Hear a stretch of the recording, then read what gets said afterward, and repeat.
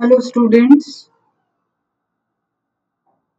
हम लोग income from salaries पढ़ रहे हैं। आपको लग रहा है बहुत लंबा चले जा रहा है। मैंने आपको बताया था कि इसमें बहुत सारे रूल्स होते हैं, क्योंकि हम देखते हैं हमारे आसपास लोग तरह तरह की जगह नौकरी करते हैं। उनके एम्प्लॉयर तरह तरह के होते हैं, और जब तरह तरह के एम्प्लॉयर होते हैं तो फिर एम्प्लॉयर के रूल्स भी तरह तरह के होते हैं। तो हमने ये देखा था कि जो इनकम फ्रॉम सैलरी है उसको हम समझने के हिसाब से 3 पार्ट्स में डिवाइड करते हैं। पहला पार्ट था सैलरी एटसेट्रा, जिसमें हम सैलरी, बोनस, कमीशन, अलाउंस सब मॉनेटरी सैलरी ले लेते थे।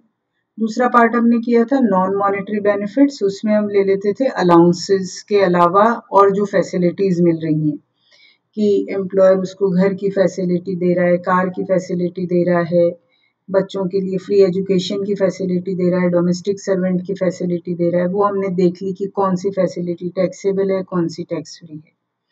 फिर थर्ड हमने जो सेग्रीगेशन किया था वो रिटायरमेंट बेनिफिट। तो रिटायरमेंट बेनिफिट आज हम शुरू कर रहे हैं। रिटायरमेंट बेनिफिट का मतलब क्या होता है कि जब एसएससी या तो रिटायर हो रहा है, रिटायरमेंट की एज होती है। हर ऑर्गेनाइजेशन में अलग अलग एज होती है। कहीं पर 58 ईयर्स होती है, कहीं पर 60 ईयर्स होती है, कहीं डॉक्टर्स की हम देखें तो उनकी 65 साल रिटायरमेंट की एज होती है। तो जब अपना सुपर एनुएशन करना, इसका मतलब रिटायरमेंट की एज पर पहुंचकर उस ऑर्गेनाइजेशन से रिलीव होना, वो होता है रिटायरमेंट। तो उस समय जो बेनिफिट्स मिलते हैं वो रिटायरमेंट बेनिफिट्स होते हैं। और यही रिटायरमेंट बेनिफिट्स जल्दी भी मिल जाते हैं अगर एम्प्लॉय वो जॉब को छोड़ देता है, या फिर उसकी डेथ हो जाती है तो उसके जो सक्सेसर्स होते हैं उनको वो बेनिफिट मिलते हैं। तो आज हम रिटायरमेंट बेनिफिट शुरू कर रहे हैं। उसमें सबसे पहला जो हम देखेंगे वो हमारा आएगा रिटायरमेंट बेनिफिट के अंदर ग्रेच्युटी। पहले हम पढ़ चुके हैं बाकी सारी चीजें जो मैंने आपको बताई। ग्रेच्युटी क्या होता है? ग्रेच्युटी को हिंदी और इंग्लिश दोनों में हम ग्रेच्युटी ही कहते हैं।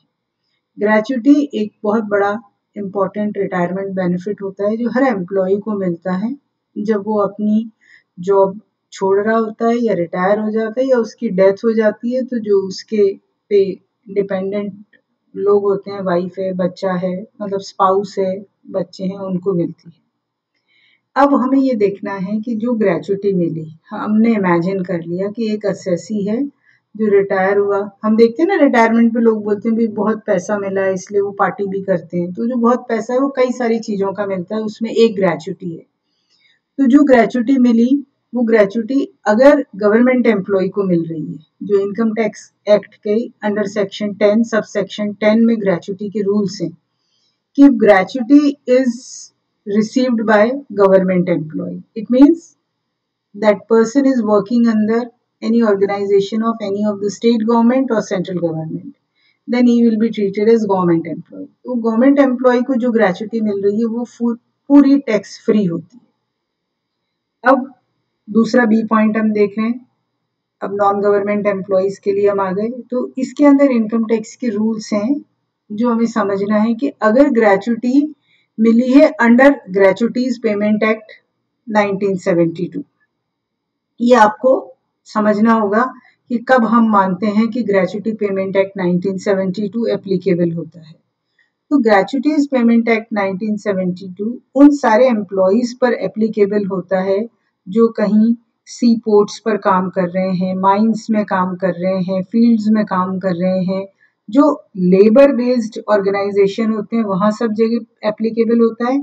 इसके अलावा ऐसे सारे ऑर्गेनाइजेशन जहां पर 10 से ज्यादा एम्प्लॉय होते हैं। तो जितने भी बड़े ऑर्गेनाइजेशन होते हैं, अभी हमें कहा जा रहा है कि employee is working in a company. हमें पता है कि company is a big form of business organisation. तो वहां कहा नहीं जाएगा, हमें मानना है कंपनी में काम कर रहा है तो ग्रेच्युटी पेमेंट एक्ट एप्लीकेबल।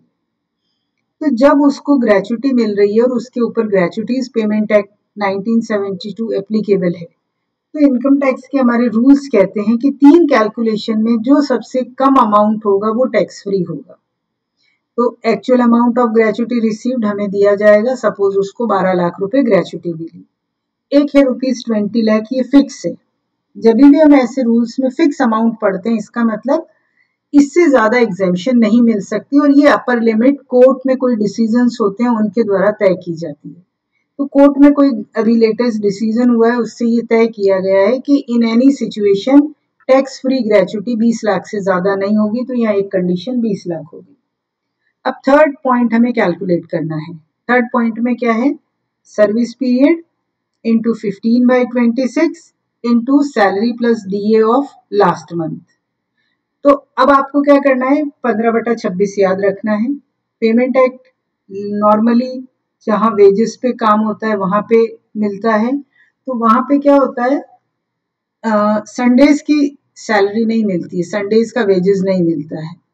तो जब आपको 15 दिन की वेजेस निकालनी है, अदरवाइज तो हम क्या करेंगे अगली कैलकुलेशन में देखेंगे, 15 दिन मैंने आधा महीना उसको 1/2 कर लेंगे, लेकिन यहाँ हम 1/2 करने की बजाय हम करते हैं 15/26, हाफ मंथ हो गया।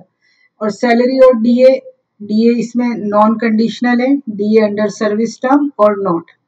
यहाँ पर हम इस कैलकुलेशन में salary plus DA last month वो रिटायर हुआ है उससे पहले उसको क्या मिल रहा था, और फिर जो हमने लिया है यहाँ पर सर्विस पीरियड। तो ये जो सर्विस पीरियड है, यहाँ पे सर्विस पीरियड का मतलब क्या होता है, आपको दिया जाएगा कि वो 1 जनवरी 2002 में यहाँ काम करना शुरू किया था, या जो भी हमें दिया जाएगा, तो उसकी डेट ऑफ ज्वाइनिंग से डेट ऑफ रिटायरमेंट तक हम सर्विस पीरियड कैलकुलेट करते हैं।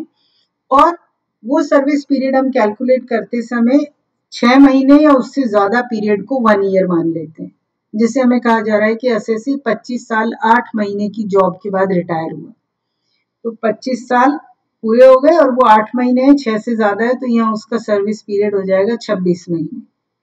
यही मान लीजिए कहा जाता है कि वो 25 साल 5 महीने की जॉब के बाद रिटायर हुआ, तो 5 महीनों को इग्नोर कर देंगे, सर्विस पीरियड होगा 25 साल।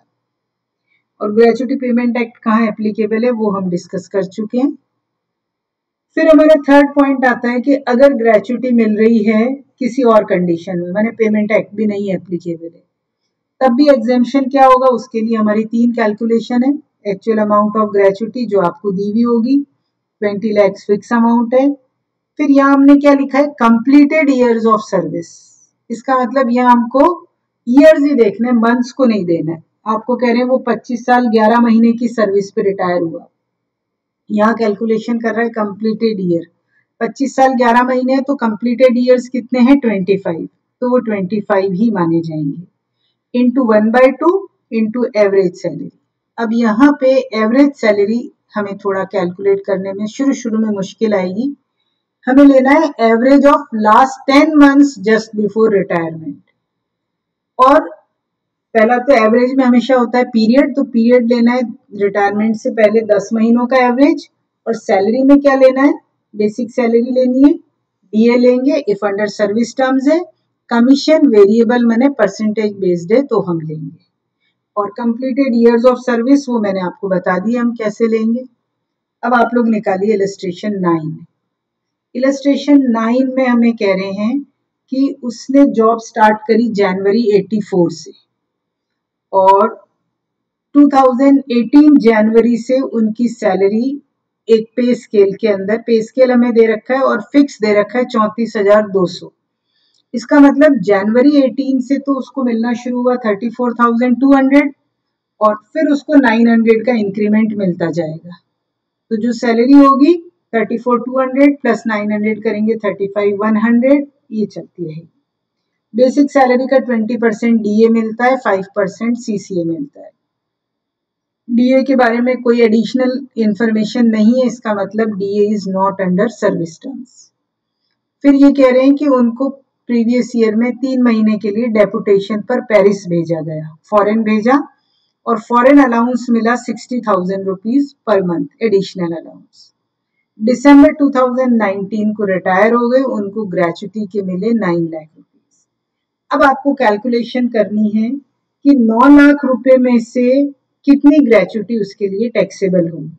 आपसे पूछ रहे हैं कि आपको उसकी taxable income of salary calculate करनी है, अगर वो गवर्नमेंट एम्प्लॉई है, अगर वो कंपनी का एम्प्लॉई है, और अगर वो राजस्थान यूनिवर्सिटी का एम्प्लॉई है।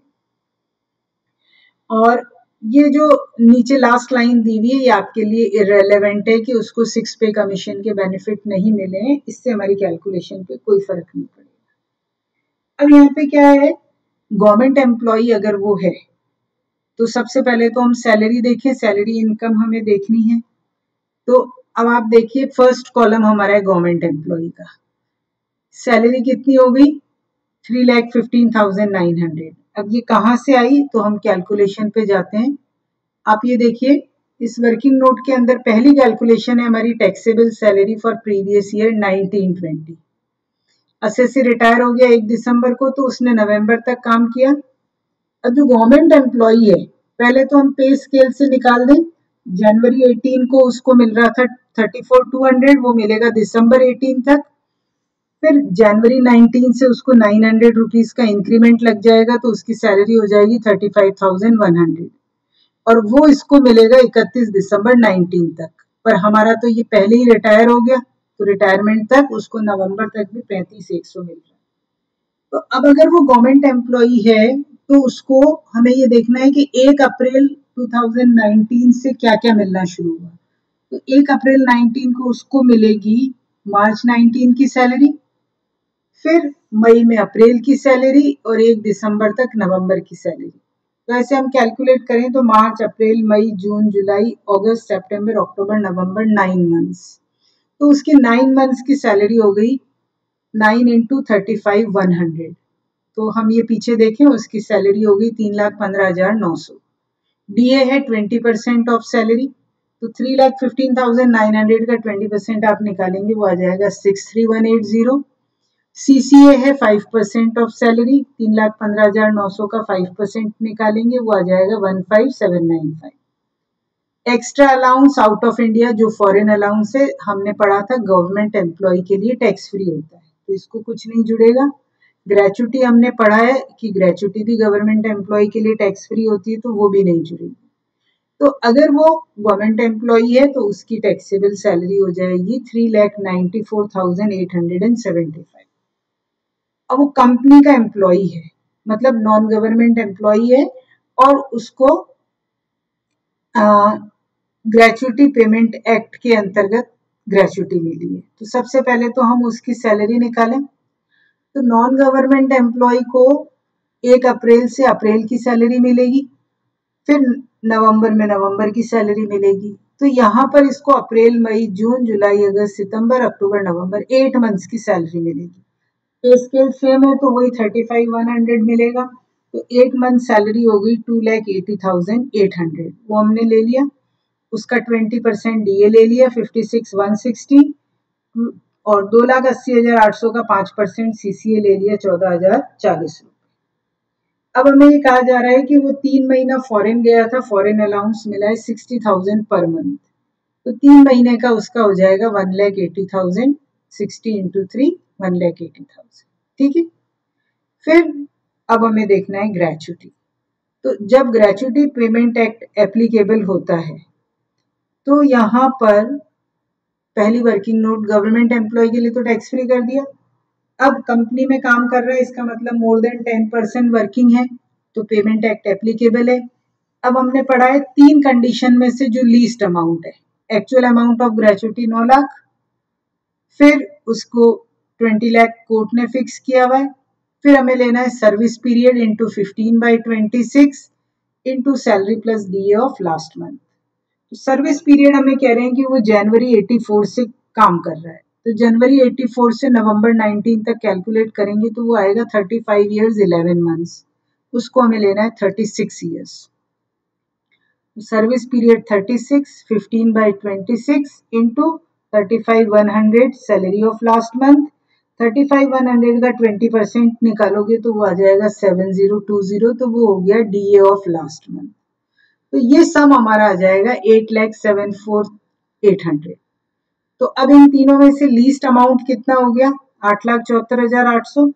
तो 9 लाख में से उसको 9 लाख ग्रेचुटी मिली, उसमें से 8,74,800 तो लेस हो जाएगा, टैक्सेबल हो जाएगा 25,200। ठीक है। फिर हम देखते हैं अब हमारे ऊपर अगर ग्रेचुटी पेमेंट एक्ट एप्लीकेबल नहीं है तो यहाँ पर उसकी ग्रेचुटी के लिए क्या होगा, amount of gratuity receive 9 lakh, 20 lakh है ही आपका। अब हमें लेना है completed year of service into 1/2 into average salary. तो अब उसका सर्विस पीरियड तो वही था 35 साल 11 महीने, तो हमने 35 साल ले लिया, 11 महीने तो नहीं लेंगे, तो 35 इंटू 1/2, और एवरेज सैलरी पिछले 10 महीनों का देखना है। नवंबर में वो रिटायर हुआ है तो हमें देखना है फरवरी से नवंबर उसको क्या मिल रहा है। डीए तब जोड़ेंगे जब अंडर सर्विस टर्म्स है, तो यहाँ नहीं है वो नहीं जोड़ेंगे, कमीशन मिल ही नहीं रहा है नहीं जोड़ेंगे, और सैलरी उसको जनवरी से कांस्टेंट मिल रही है 35,100, तो हमने वो 35,100 मल्टीप्लाई बाय 10 डिवाइडेड बाय 10, तो एवरेज सैलरी आ जाएगी 35,100। तो हमारी लीज टर्म आई 6,14,250। तो हम सॉल्यूशन में ये देखें 9 लाख में से 614,240 उसका टैक्स फ्री हो जाएगा और बचा हुआ 2,08,5,750 टैक्सेबल हो जाएगा। अब यहाँ पर एक पॉइंट और हम देख रहे हैं, आप ये देखिए नॉन गवर्नमेंट एम्प्लॉई है लेकिन हमने इसकी 9 मंथ्स की सैलरी ली है, क्योंकि ये यूनिवर्सिटी एम्प्लॉई है और यूनिवर्सिटी एम्प्लॉइज को भी हमेशा 1 महीने की सैलरी अगले महीने की फर्स्ट को मिलती है। तो यहाँ पर इसको भी 1 अप्रैल को मार्च की सैलरी मिली होगी और इस तरीके से इसको मार्च से नवंबर 9 मंथ्स की सैलरी मिली, वो हमने इसकी यहाँ टैक्सेबल कर ली।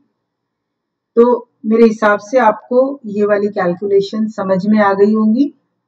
तो ये हमारा एक ग्रेचुटी की कैलकुलेशन हो गई कि हम ग्रेचुटी अगर मिलती है तो किस तरीके से कैलकुलेट करेंगे।